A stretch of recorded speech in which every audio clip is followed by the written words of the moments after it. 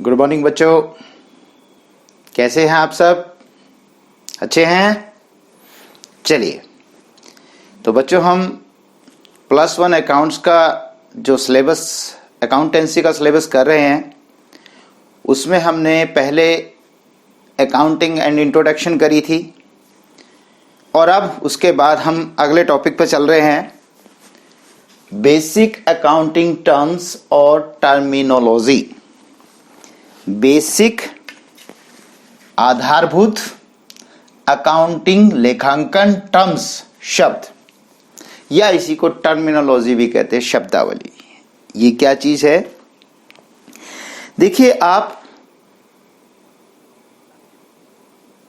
Commerce में आ रहे हैं, अकाउंट्स बनाना सीखेंगे आगे, तो बेटे कुछ बातें ऐसी होती हैं, कुछ ऐसे शब्दों का प्रयोग हम करते हैं जो आपको भी हूबहू वैसे ही समझने होंगे जैसे कि हम समझ रहे हैं। जैसे एक एप्पल है, सभी जानते हैं एप्पल माने सेब, या एप्पल की बजाय मैं कैपिटल शब्द लेता हूं। कैपिटल आज तक आपने, क्योंकि अकाउंट्स नहीं पढ़ा, तो आप क्या जानते हो कैपिटल? कहोगे बहुत सिंपल सर, कैपिटल माने राजधानी। बिल्कुल ठीक बात है, क्योंकि आपने आज तक कैपिटल माने राजधानी पढ़ा है ज्योग्राफी में। एक बच्चा खड़ा हुआ, कहता सर कैपिटल माने इंग्लिश का बड़ा लेटर, बड़े लेटर्स में लिखना। ये भी ठीक बात है, लेकिन अब मैं आपको बताऊंगा कैपिटल माने पूंजी। शब्द एक ही है, लेकिन अलग अलग जगह उसका अलग अलग प्रयोग है। तो इससे जाहिर होता है कि जब हम किसी फील्ड में जाते हैं तो हमें उस फील्ड की शब्दावली, जैसे शब्दों का प्रयोग करते हैं, उसका अर्थ क्या है। जैसे शेयर मार्केट है, उसमें बुल एंड बियर बोलते हैं। अब आम आदमी कहेगा बुल माने जैसे बैल हो गया और बियर माने भालू हो गया, बोले ये बियर और भालू हो गया, लेकिन वहां अलग होता है, वहां तेजड़िए मंदड़िए इस तरह के शब्दों का प्रयोग किया जाता है। ठीक है, चलो वो हमारा टॉपिक फिलहाल नहीं है, फिलहाल के लिए तो हम चलते हैं कि जब अकाउंट सीखना चाहते हैं, आगे हम अकाउंट्स करेंगे, तो सबको एक जैसा तो समझना चाहिए ना। मैं कुछ कह रहा हूं, आप कुछ समझ रहे हो। मैं कैपिटल माने पूंजी कह रहा हूं, आप कैपिटल माने राजधानी समझे बैठे हो, तो फर्क आएगा कि नहीं बेटे? इसलिए थोड़ा सा दिमाग को बदलिए, अब आप हमारी भाषा में आइए, हमारी तरह से समझने का प्रयास कीजिए। तो ये शब्दावली सिखाएंगे हम, जिसमें हम, वैसे तो इसको काफी डीप में बताया जाता है, लेकिन मैं समझता हूं क्योंकि आप +1 में आए हैं, सारी उम्र आपने आप अकाउंट्स में रहना है, धीरे धीरे धीरे एक एक टर्म्स को समझेंगे, ज्यादा अच्छा है। फिलहाल एक इंट्रोडक्शन दे देते हैं, इनका थोड़ा थोड़ा परिचय दे देते हैं, ज्यादा डिटेल की आवश्यकता नहीं है, क्योंकि मैंने देखा है, मेरा बहुत ज्यादा तजुर्बा है। मैं 92-93 के करीब से बच्चों को पढ़ाता आ रहा हूं, लेकिन मैंने देखा है कि शुरू में जब ज्यादा टर्म्स बताई जाती है तो बच्चे काफी कंफ्यूज हो जाते हैं। तो करिए, चलिए स्टार्ट करते हैं।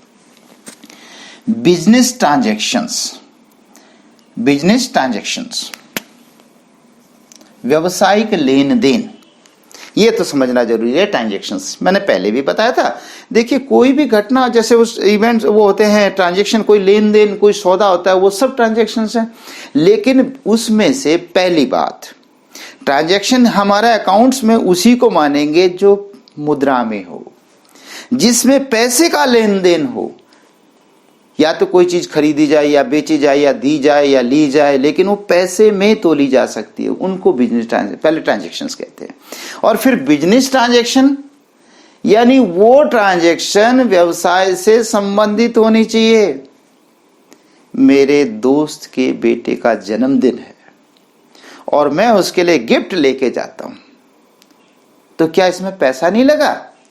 ऑफ कोर्स लगा है। तो क्या ये ट्रांजैक्शन नहीं है? हाँ है, पर ये बिजनेस ट्रांजैक्शन नहीं है, मेरे व्यवसाय की ट्रांजैक्शन नहीं है, मेरी घरेलू ट्रांजैक्शन है। वो घरेलू घर में करी जाएगी, यहां नहीं। कुछ क्लियर नहीं हुआ?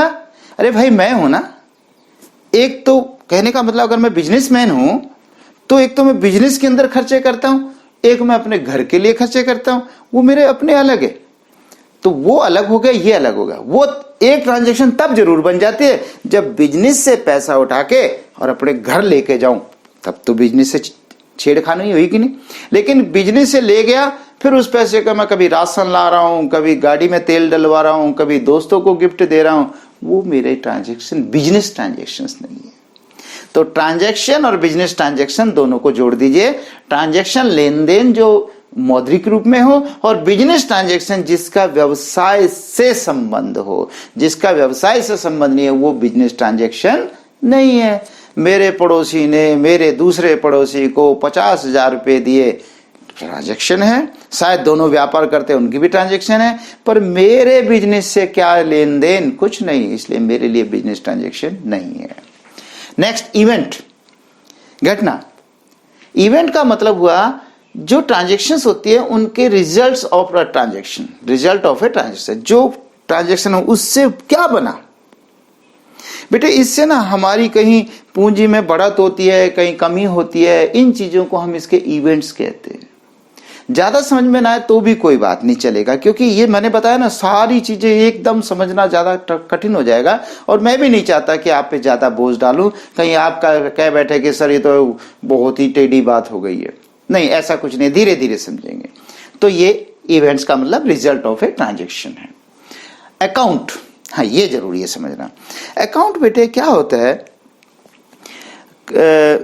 मैंने रमेश को माल बेचा, ठीक है, फिर मैंने अगले दिन फिर रमेश को बेचा, ओके, एक दिन रमेश मुझे कुछ पैसे दे गया, ठीक है, एक दिन रमेश कुछ माल खराब था वो उल्टा दे गया, ठीक है, फिर इस तरीके से मैं कई बार रमेश के साथ ट्रांजैक्शंस करता हूं, ठीक है, सारी बिजनेस की ट्रांजैक्शंस हैं।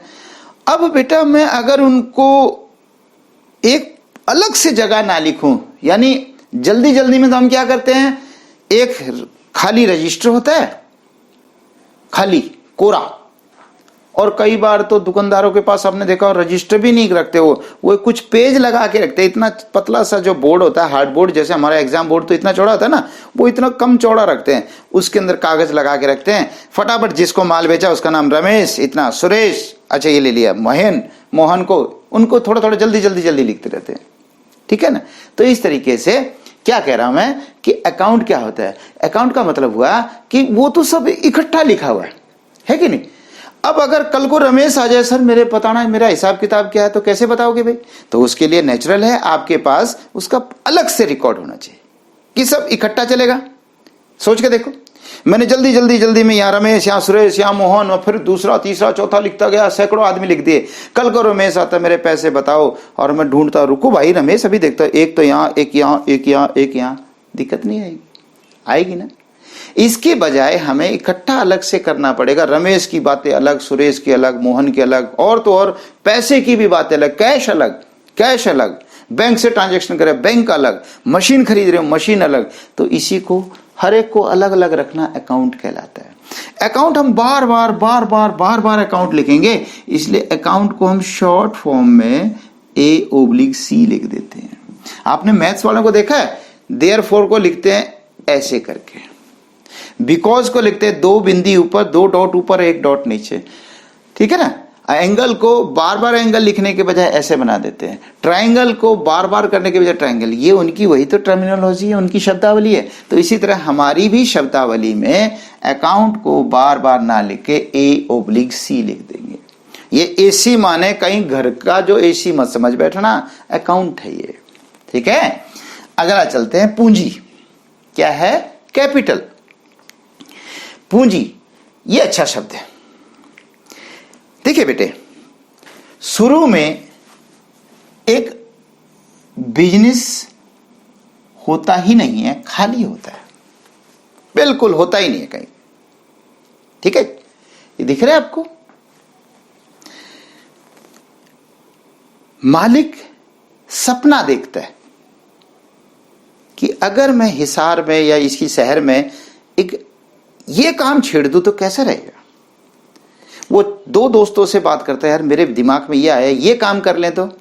एक कहता है बेकार का आइडिया, रहने दे, नहीं चलेगा। दूसरा कहता है यार आइडिया अच्छा है, चल सकता है। जिसने मना कर दिया वो अपने घर चला गया, जिसने यस कर दिया वो साथ आ गया। तो बेटा शुरू में कुछ नहीं होता, व्यवसाय होता ही नहीं है कहीं दुनिया में। सबसे पहले यहां आता है, किसी एक व्यक्ति के दिमाग में आ सकता है, वो अकेला भी सोच सकता है आगे चालू करने का, 2 के साथ डिस्कस कर सकता है, सैकड़ों के साथ डिस्कस करता है, और उसके बाद वो व्यवसाय शुरू करते हैं। और सबसे पहले व्यवसाय के अंदर मालिक पैसा लाता है, पैसा, इसी को कैपिटल बोलते हैं। क्या कहते हैं इसको? कैपिटल। तो मालिक द्वारा व्यवसाय में लगाया गया धन कैपिटल होता है। ये तो बहुत जरूरी है याद करना। अभी थोड़ी देर पहले बता रहा था ना, कैपिटल माने राजधानी, कैपिटल माने बड़े अक्षर इंग्लिश के, है ना। लेकिन अब थोड़ा सा इनको साइड में कर दो।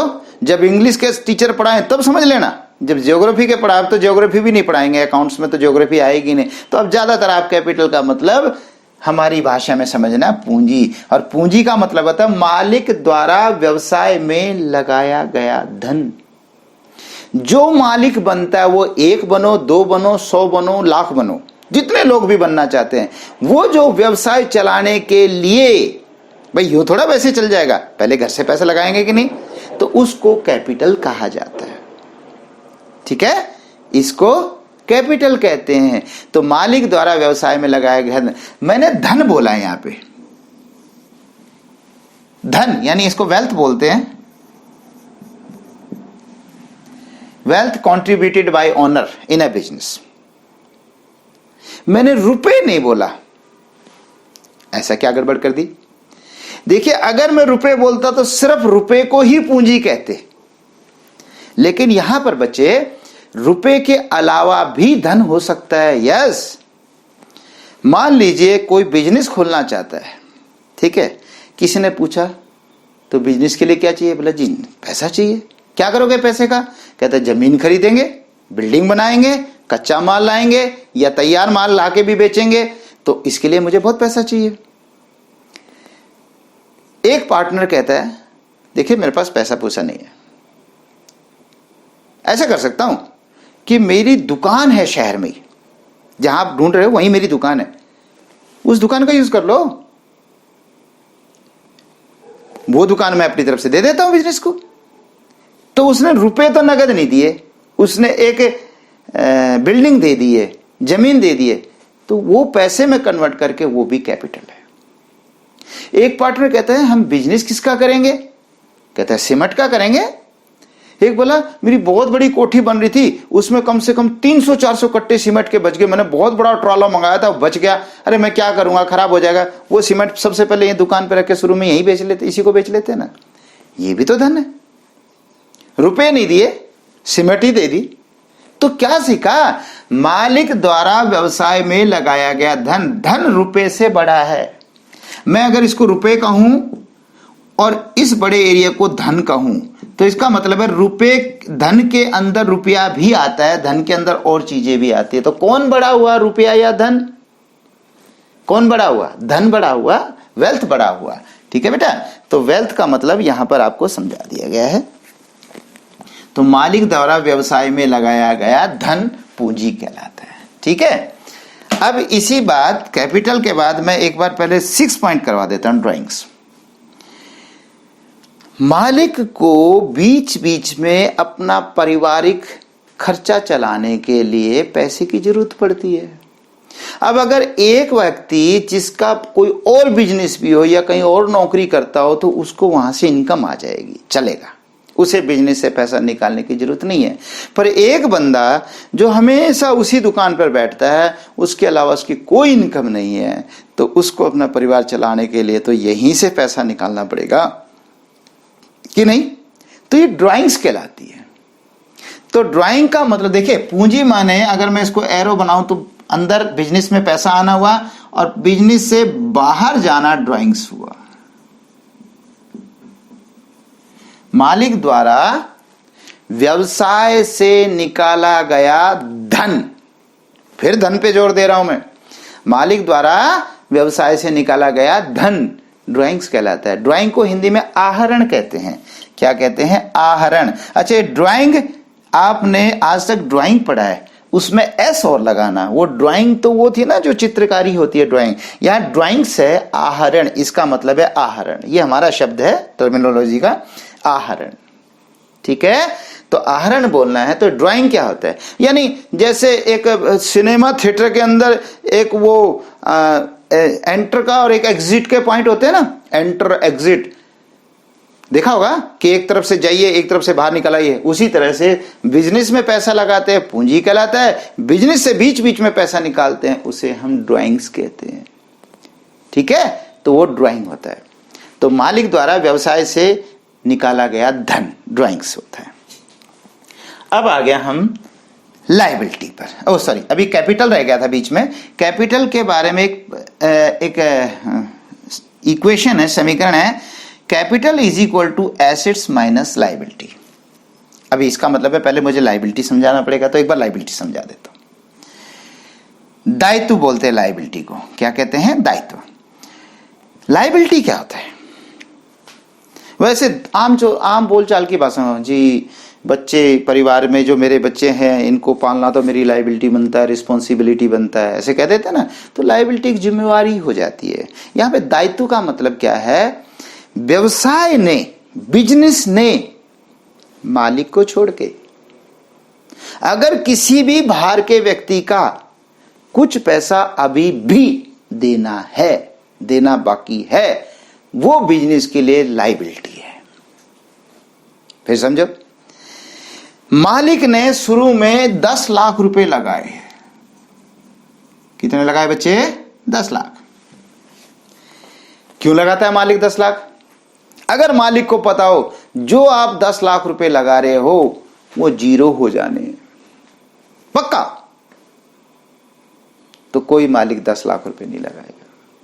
हाँ, हो जाता है, मैं मना नहीं करता, सोच के तो हम अच्छा चलते हैं, बुरा भी होता है क्योंकि बहुत सारों के बिजनेस पिट भी जाते हैं, लेकिन सोच उसकी होती है कि अच्छा चलेगा।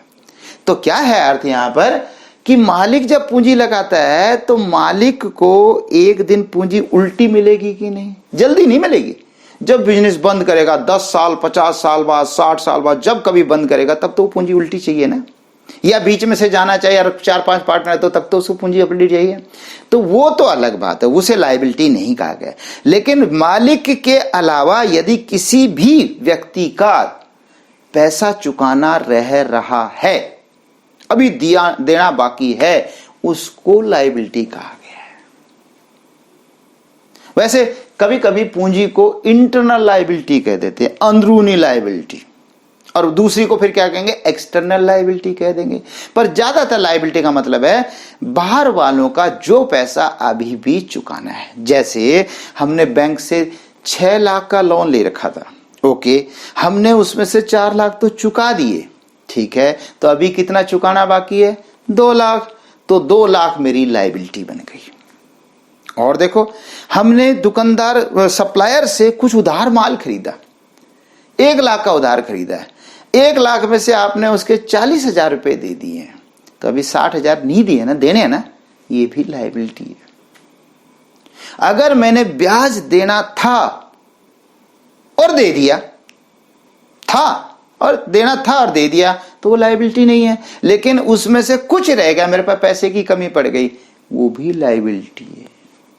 तो क्या अर्थ निकला, कोई भी राशि जो व्यवसाय ने बाहर वालों की देनी है उसे लायबिलिटी कहा जाता है, दायित्व कहा जाता है। अब दायित्व 2 तरह के बताए गए हैं मोटे तौर पे, current liabilities and non current liabilities, चालू दायित्व और गैर चालू दायित्व। ये चालू दायित्व, पहले लायबिलिटी तो समझ में आ गई ना, बाहर वालों का जो पैसा देना वो हमारे लिए लायबिलिटी है। अब करंट लायबिलिटी क्या है, करंट तो बिजली का नाम है ना, देखा होगा करंट को, मतलब देखा नहीं, महसूस किया होगा कभी, किसी को झटका लगा हो प्लग, बिजली में प्लग लगाते हुए, पर ये वो करंट नहीं है। यहां पर चालू दायित्व का मतलब है वो लायबिलिटी जो कंपनी ने, व्यवसाय ने कम अल्प समय में, शॉर्ट टर्म पीरियड में देनी है। ये शॉर्ट पीरियड किसको कहते हैं भाई, एक तो दे देंगे कोई बात नहीं, आराम से दे देंगे कोई चक्कर नहीं है, एक अरे बाबा जल्दी देना है, तो इन दोनों में फर्क आ गया ना। ज्यादातर हमने पता है क्या किया, 1 साल तक, एक अकाउंटिंग ईयर बोलते हैं कि एक अकाउंटिंग ईयर में एक जो अकाउंटिंग है, जब तक कि आप खाते एक एक साल का हिसाब करते हैं ना, मोटे तौर पे 1 साल होता है।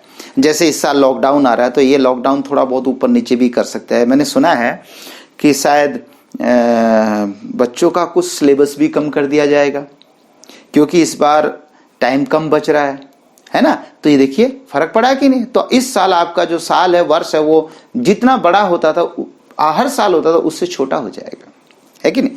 तो इसलिए ये ज्यादातर वैसे होता है कि जो अकाउंटिंग ईयर होता है वो लायबिलिटी जो है, यदि वो जल्दी देनी है, यानी अकाउंटिंग ईयर के दौरान देनी, यानी लगभग 1 वर्ष के अंदर अगर चुकानी है, तो वो करंट लायबिलिटी है।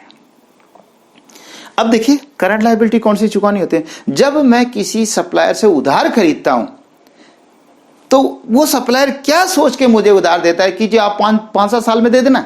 नहीं, वो कहता है जी बस माल बिकते ही और ज्यादा 1 महीना और लगा लो, क्योंकि आप भी उधार बेचोगे, थोड़ा सा टाइम लग जाएगा उल्टाने में, बस मेरे इतने दिन में पैसे दे देना। तो वही हुआ ना, 2 महीने, 3 महीने, 5 महीने। तो ये जो शॉर्ट टर्म 1 साल तक का होता है, इसको हम करंट लायबिलिटी मानते हैं।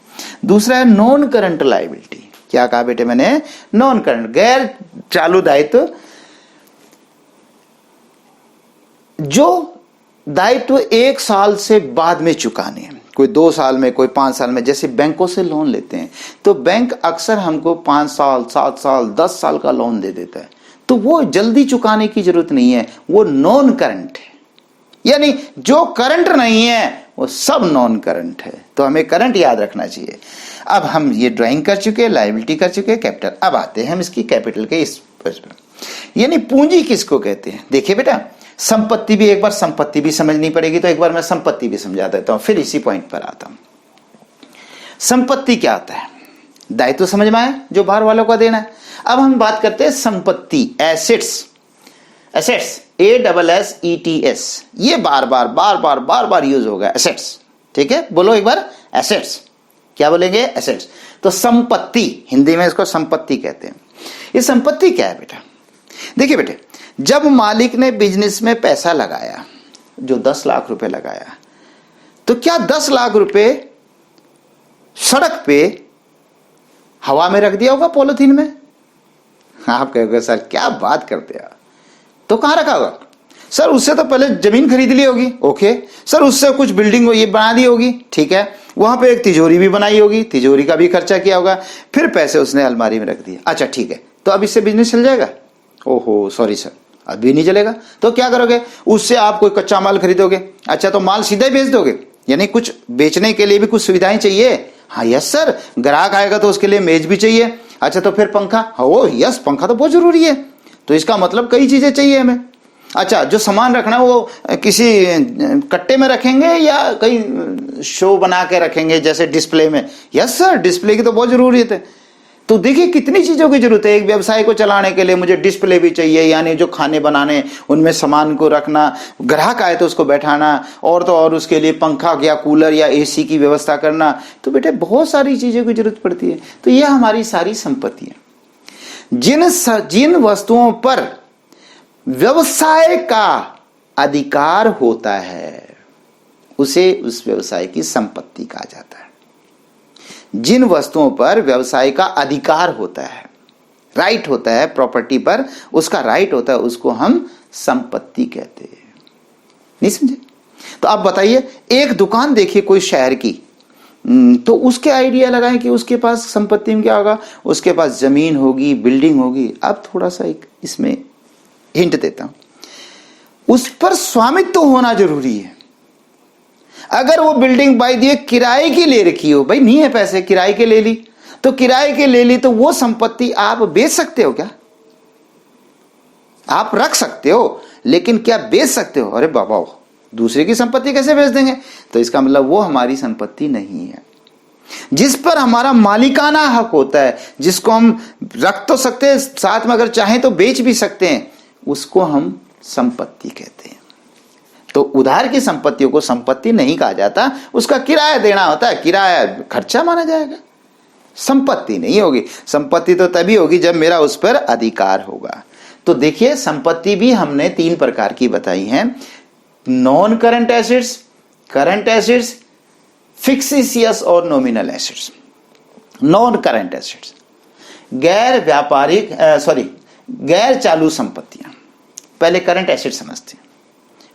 जैसे करंट लायबिलिटी थी ऐसे ही करंट एसेट्स है। वो संपत्तियां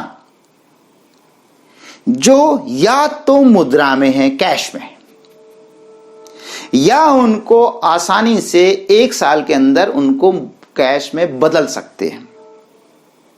ये क्या मतलब है? 1 साल में कैसे बदला आसानी से? आसानी से मतलब होता है, कोई फैक्ट्री देखो, जब फैक्ट्री लगी होगी तो जमीन उसने बाद में खरीदी होगी या पहले? ज्यादा चांसेस है पहले खरीदी होगी। और उसको बेचेंगे कब? जब तक वो कंपनी चलती रहेगी तब तक तो बेच ही नहीं सकते। तो वो संपत्ति करंट एसेट्स नहीं है, उसको जल्दी से आप बेच नहीं सकते। फिर 1 साल में तो बेच सकते हैं सर, आज आप अखबारों में दो, 4 महीने में, 8 महीने में, 9 महीने में तो बिकी जाए, यस। लेकिन मैंने कहा साधारण परिस्थितियों में नहीं बेच सकते, जो सामान्य परिस्थितियों में। आपने किसी के 500 रुपए देने हैं, आप अपने घर का प्रेशर कुकर बेचते हो क्या? सर क्या मजाक कर रहे हो? लोग तो बेइज्जती कर देंगे अगर प्रेशर कुकर बेच दिया तो। यूं उठा के लेगा प्रेशर कुकर तो लोग क्या कहेंगे? और इनका तो दिवाला पिट गया, कहेंगे कि नहीं? जबकि कुछ नहीं पिटा। हमारे घर 4 प्रेशर कुकर थे, हमने 1 बेच दिया, लेकिन गलत लगता है। तो इसी तरह से ये संपत्ति का बात है, ठीक है। तो करंट एसेट्स वो संपत्ति होती है जो 1 साल के अंदर अंदर या तो वो मुद्रा में हो, कैश में हो, या उनको आसानी से सामान्य परिस्थितियों में कैश में बदल सकते हैं। अब कौन सी बदल सकते हैं भाई? कैश पड़ा है वो हमारी करंट एसेट्स है, और बैंक में पैसा पड़ा है, बैंक में पड़ा है, बैंक से लोन नहीं, लोन तो लायबिलिटी हो गया, बैंक में पड़ा है, और वो भी कैसा पड़ा है जिसको मैं जब चाहे निकाल लूं, सेविंग अकाउंट वगैरह में या करंट अकाउंट में, तो वो भी मेरी करंट एसेट्स होगी। हमारे पास जैसे माल बचा हुआ है जो बिका नहीं है अभी तक, भाई कोई ग्राहक नहीं आया तो बच गया, तो वर्ष के अंत में जो बच गया वो भी हमारी संपत्ति है, करंट एसेट्स है। इसी तरह से किसी को मैंने उधार बेचा है, अब जब मैंने बताया था ना सप्लायर से खरीदते हैं तो सप्लायर क्या सोच के देता है कि 2-3 महीने में दे देगा, तो मैंने भी किसी को उधार बेचा तो क्या सोच के दिया कि वो 6 साल में देगा? अरे नहीं, अभी दे देगा, 2 महीने 3 महीने में तनख्वाह मिल जाएगी, अगली तनख्वाह में उल्टे दे देगा। तो ये हमारी करंट एसेट्स होती है, ठीक है बेटे। अब मैंने बताया था ना कि बिल्डिंग करंट नहीं होती है, क्योंकि वो सामान्य परिस्थितियों में बेचा नहीं जाता। जो आपने बेंच बना दिया, फर्नीचर लगा दिया, ये फैन लिया है, ये चीजें बेची नहीं जाती। तो बिजनेस को प्रॉपर चलाने के लिए इनको संपत्ति तो कहते हैं, पर वो करंट संपत्ति नहीं होती, करंट एसेट्स नहीं होती। अब आ गए नॉन करंट एसेट्स, समझ में आ गया? जो करंट नहीं है वो नॉन करंट है। अभी नॉन करंट एसेट्स में क्या है कि ऐसी संपत्तियां जो व्यवसाय को सुचारू रूप से चलाने के लिए खरीदी जाती हैं, रखी जाती हैं, मतलब इनको बेचने का मसला नहीं होता। भाई बिजनेस चलाने के लिए आपको फर्नीचर चाहिए कि नहीं, ग्राहक आएगा तो बैठाओगे कहां, सोफे वगैरह चाहिए कि नहीं, है ना, एसी चाहिए कि नहीं, तो ये सारी चीजें आपकी नॉन करंट एसेट्स में। आपको माल बनाना है, माल तो मशीन के बिना कैसे बनेगा? और बहुत सारी मशीनें हैं तो वो सारी मशीनें आपकी नॉन करंट एसेट्स है, ठीक है। अब इसके अंदर और भी आता है बेटे, टेंजिबल, इनटेंजिबल। एक बार इनटेंजिबल बता देता हूं। आपने मिस्टर इंडिया, एक फिल्म थी पुराने टाइम में, अनिल कपूर की थी, वो अगर देखी हो, सुनी हो, तो उसमें मिस्टर इंडिया कोई ऐसे उसके पास चीज मिल गई थी, डिवाइस मिल गया था जिससे वो उसको टच, घड़ी सी थी शायद, उसको पहनने के बाद वो अदृश्य हो जाता था। वो खड़ा है लेकिन दिखाई नहीं देता था, उसे कहते हैं इनटेंजिबल, जो दिखाई ना दे। तो हमारे पास जो एसेट्स हैं वो इंटेंजिबल भी हैं। एक बताऊं, उसका नाम है गुडविल, वो फिर पढ़ाऊंगा कभी आगे। ख्याति बोलते हैं, गुडविल को बोलते हैं रेपुटेशन ऑफ ए बिजनेस, एक व्यवसाय की प्रसिद्धि। पेप्सी सीरीज, क्रिकेट में पेप्सी सीरीज सुनिए, क्रिकेट का और पेप्सी का क्या ताल्लुक भाई? लेकिन पेप्सी वाले पेप्सी का टूर्नामेंट करवाते हैं, क्रिकेट का कहते हैं पेप्सी सीरीज। क्यों करवाते हैं? ताकि लोगों की जबान पे रट जाए, अरे तूने पेप्सी सीरीज देखी है, किस किस देश के बीच में चल रही है, अरे पेप्सी सीरीज का ट्रॉफी कौन लेके गया यार, पेप्सी सीरीज में ये हुआ, पेप्सी सीरीज में हुआ। तो बार बार जब किसी का नाम लेते हैं हमें जबान पे रट जाता है। और फिर हम दुकान पे भी जब कभी कोई कोल्ड ड्रिंक से संबंधित चीज मांगे तो जो हमें ज्यादा याद है, अरे यार ये दे भाई, देखिए कहां से कहां रिलेशन बना। लोगों को मतलब क्या होता है, गुडविल क्या होता है, रेपुटेशन ऑफ ए फर्म, एक व्यवसाय की रेपुटेशन को कहते हैं। ये रेपुटेशन ही तो होती है। मुझे ट्यूशन पढ़ना था, कौन से सर से पढ़ूं? ऐसा है यार, शहर में तो 6 टीचर्स हैं लेकिन वो बहुत अच्छे हैं, उनका नाम बहुत अच्छा है, तो हुआ नहीं reputation. This is reputation of A firm. क्या काम आती है गुडविल?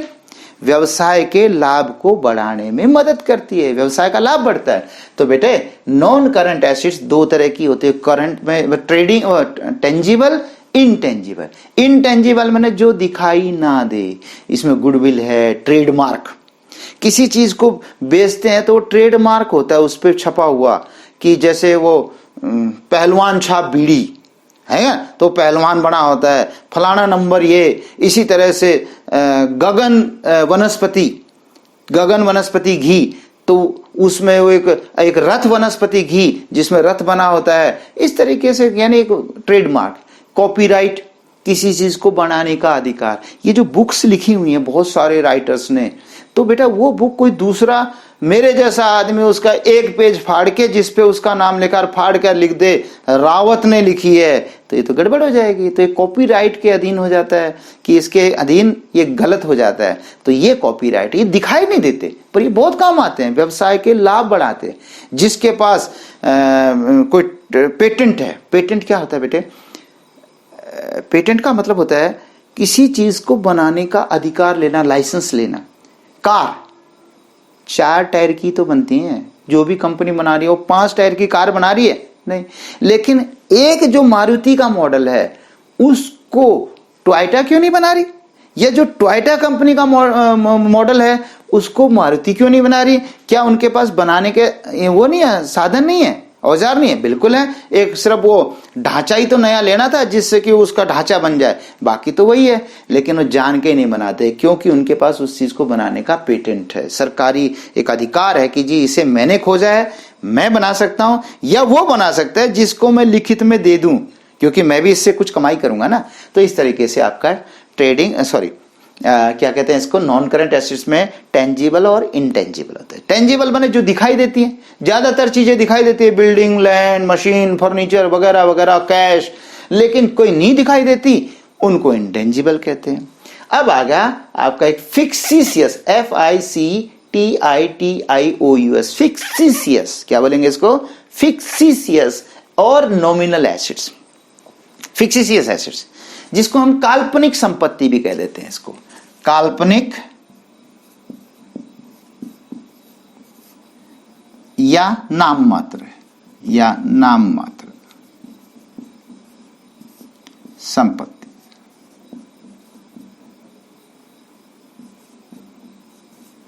काल्पनिक या नाम मात्र संपत्ति, हाँ ये एक्चुअल में संपत्ति नहीं है, फिर भी इसको संपत्ति में मान रहे। होता क्या है, कभी कभी ना हम कोई ऐसा खर्चा कर देते हैं जिसका आगे तो फायदा नहीं मिलना। देखो खर्चा तो जरूरी था, लेकिन अब क्या है कि एकदम इसको खर्चा, सारा खर्चा मान लेने में दिक्कत आती है। जैसे उदाहरण के लिए जब आप कोई बिजनेस स्टार्ट करते हैं तो शुरू में खर्चे बहुत लग जाते हैं, प्रीलिमिनरी एक्सपेंसेस बोलते हैं उसको, प्रारंभिक खर्चे लग जाते हैं। या कोई आपको कहीं जाना पड़ा, कोई खर्चे करने पड़ गए, जो आने जाने का खर्चा लग गया और उन चीजों को वो हो गया। तो ऐसे में क्या होता है कि उन खर्चों को वो बहुत ज्यादा हो गए हैं, और बहुत ज्यादा हो गए वो 1 साल में डालना, 1 साल के लाभों में से घटा देना गलत हो जाता है। ऐसा क्यों होता है? क्योंकि जिसका फायदा मुझे कई सालों तक मिलना, उसको 1 साल के खर्चे में मान लेना तो गलत है कि नहीं? अब जैसे हम अपना मकान ही बनाते हैं, अब मकान में बहुत खर्चा आता है, तो सारा का सारा खर्चा 1 साल की खर्चा थोड़ा मानना चाहिए, क्योंकि वो तो हमने लंबे समय तक 20-30 साल तक रहना है, तो तभी तो उसको धीरे धीरे करके वो डेप्रिशिएट करते हैं। तो इसीलिए यहाँ पर काल्पनिक संपत्ति ऐसी संपत्ति है जिससे आप कुछ नहीं मिलना, लेकिन वो धीरे धीरे लाभों में से घटाई जाएगी। पर जब तक नहीं घटाई जाएगी तब तक कहां रखूं, तब तक उसको हम संपत्ति मान लेते हैं। तो ये ऐसी संपत्ति है जो संपत्ति नहीं है, नाम मात्र की संपत्ति है, तभी इसका नाम नाम मात्र है। नाम की संपत्ति है, कुछ भी काम की नहीं है, पर इसको P&L में, प्रॉफिट में से घटाना, धीरे धीरे करके घटाना है। मान लीजिए 5 लाख रुपए है और मुझे 5 साल में घटाना है, तो 1 लाख तो चलो मैं लाभों में से घटा दूं, 4 तो अभी नहीं घटाया, तब तक तो यहां रखूं, है कि नहीं। तो इस तरीके से, ठीक है बेटा। अब हम चलते हैं पॉइंट पर। यहां पर जो पूंजी में कहा था कि पूंजी बराबर संपत्ति माइनस दायित्व, हालांकि इसको अगले चैप्टर में भी करा देंगे कि संपत्तियों में से यदि दायित्व घटा दिए जाएं तो हमारी पूंजी, मान लेता हूं मेरे पास 15 लाख रुपए की संपत्तियां हैं। कितने की संपत्तियां हैं? 15 लाख की, चाहे वो दिखने वाली है, चाहे ना दिखने वाली है, चाहे करंट है, चाहे नॉन करंट है, जो भी है, ठीक है बेटा। इनमें से यदि मैं लायबिलिटी घटा दूं, ये फिक्सिशियस तो हटानी पड़ती है, फिक्सिशियस तो कुछ होती नहीं है, लेकिन इसमें से अगर मैं बाहर के पैसे हटा दूं, 15 लाख रुपए की मेरी संपत्तियां हैं और मैंने 5 लाख रुपए अभी भी लोगों का कर्जा चुकाना है, अभी भी 5 लाख कर्जा चुकाना है, तो भाई मेरी जो संपत्ति, मेरी पूंजी जो है बाकी 10 लाख हो, क्योंकि जितने की आप संपत्तियां खरीदते हो उतनी आपकी पूंजी होनी चाहिए, लेकिन पूंजी नहीं है तो आप पूरा करने के लिए दायित्व उठाते हो। जैसे आप 20 लाख का मकान बनाओ और आपके पास 15 लाख तो अपने हैं, तो मकान तो 20 में बनेगा, आपके पास तो 15 है। आप यूं थोड़ा कहोगे मेरे पास 15 है भाई मकान, अब मैं तो आधी छत नहीं बनी है तो रहने दे ना, भाई मकान तो पूरा करना पड़ेगा। क्या करोगे? कहीं से उधार उठाओगे 5 लाख, तो आपने 5 लाख उधार उठाया ना, तो मकान कितने का बना? 20 लाख का। 20 लाख में से बाहर के कितने देने हैं? 5 लाख। तो बाकी 20 में से 5 घटाए तो क्या बच गया? 15। तो 15 क्या हो गया? पूंजी। तो पूंजी का मतलब होता है जितनी मेरी संपत्तियां हैं उसमें से बाहर वालों के पैसे जो अभी देने हैं वो हटा दो, तो बाकी मेरी पूंजी कहलाएगी। ठीक है बेटा। और अब इसके बाद एक रिसिप्ट है, समय ज्यादा हो गया है लेकिन फिर भी जरूरी था ये। रिसिप्ट्स, प्राप्तियां। प्राप्तियां बेटे जो भी पैसा आता है उसको रिसिप्ट्स कहते हैं। अब जैसे माल बेच दिया तो पैसा आ गया, कोई पुरानी मशीन बेच दी, देखिए मशीन सारी उम्र तो रखी नहीं जाएगी, अगर खराब हो गई तो बेचनी पड़ेगी, तो वो पैसा आ गया, तो वो रिसिप्ट्स होती है। जो भी प्राप्ति हो जाए उसको रिसिप्ट्स कहते हैं। अब रिसिप्ट्स में बेटा 2 तरह की रिसिप्ट होती है, कैपिटल रिसिप्ट और रिवेन्यू रिसिप्ट। पूंजीगत प्राप्ति, पूंजीगत प्राप्ति, और रिवेन्यू रिसिप्ट लाभगत प्राप्ति, लाभगत प्राप्ति या आयगत प्राप्ति भी बोलते हैं। रिवेन्यू आयगत भी कह सकते हैं, आयगत कहते हैं, आयगत प्राप्ति, पूंजीगत प्राप्ति और आयगत प्राप्ति। अब पूंजीगत प्राप्तियां होती हैं जो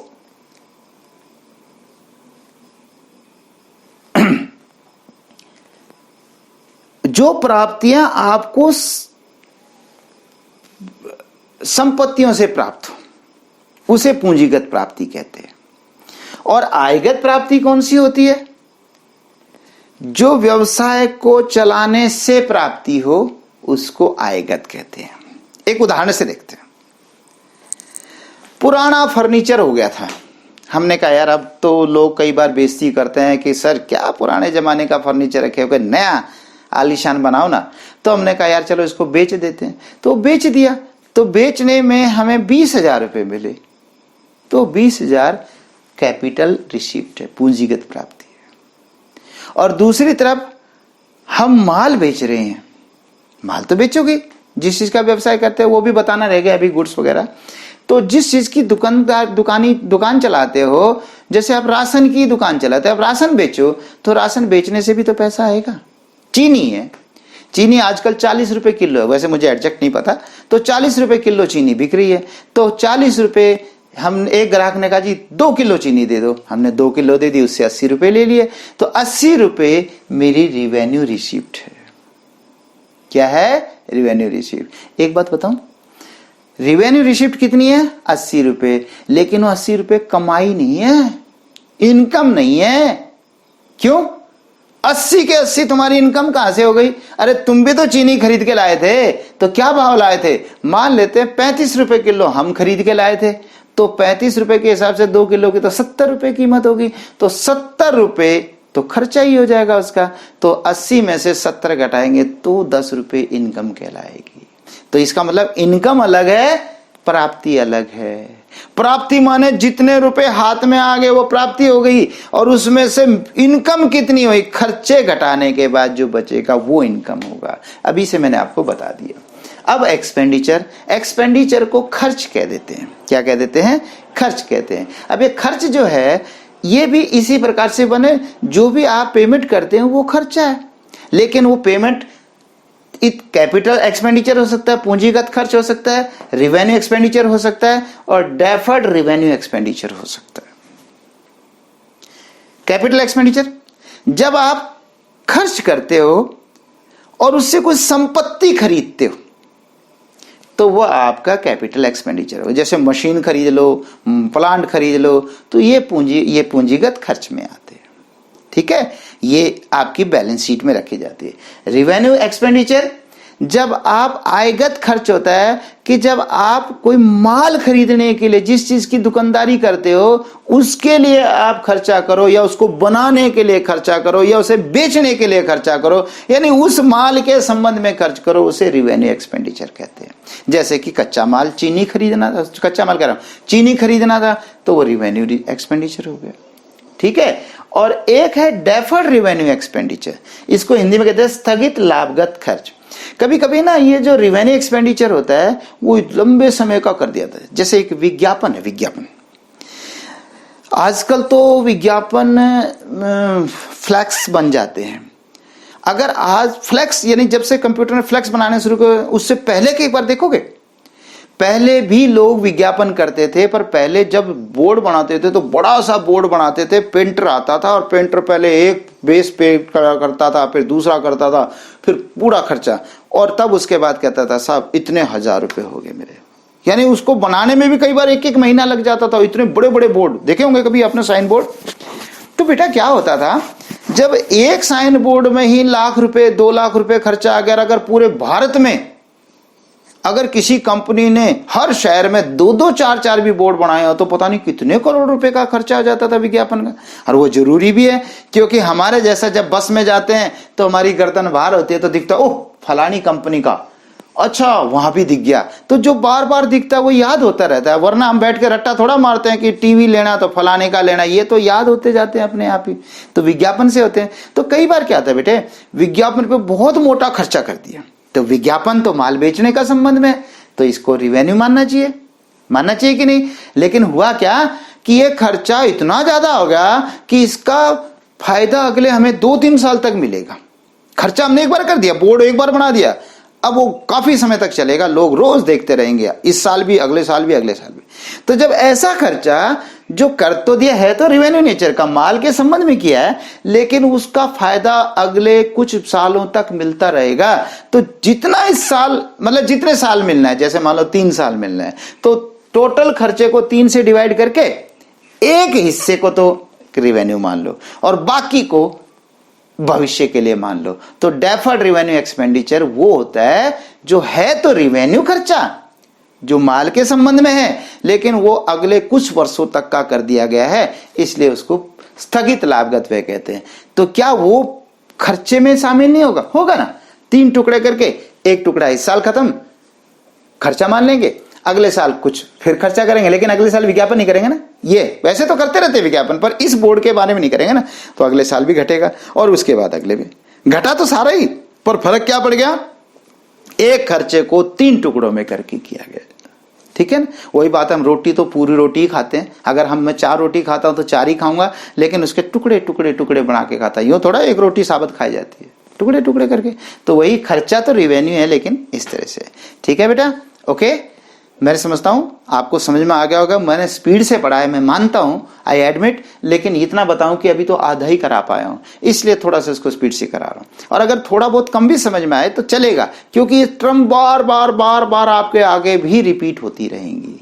ठीक है, बाय बाय।